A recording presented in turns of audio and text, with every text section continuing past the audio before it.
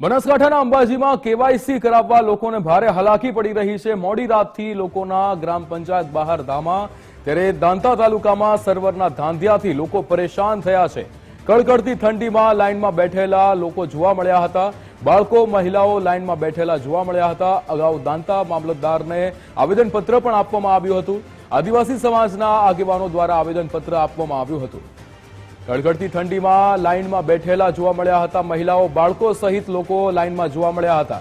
આપણી સાથે સંવાદદાતા શક્તિસિંહ જોડાઈ ગયા છે। શક્તિસિંહ, જે રીતે અંબાજીમાં કેવાયસી કરાવવા લોકોને હાલાકી ભોગવવાનો વારો આવ્યો, શું વિગતો?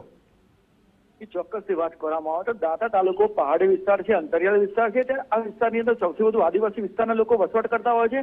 ત્યારે તેઓ સવારથી સાંજ સુધી મજૂરી માટે જતા હોય છે, પણ છેલ્લા 3-4 દિવસથી તેઓ અલગ અલગ જગ્યા ઉપર, અલગ અલગ સેન્ટર ઉપર ધક્કા ખાઈ રહ્યા છે, સર્વના ધાંધિયા હોય છે અને લોકોને ભારે હાલાકીનો સામનો કરવો પડતો હોય છે।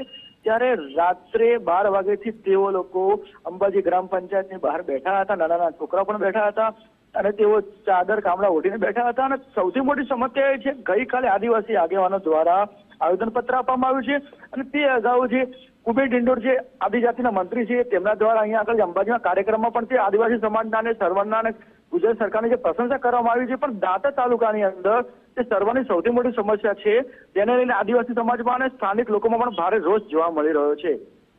બિલકુલ શક્તિસિંહ, સમગ્ર માહિતી બદલ આપનો આભાર।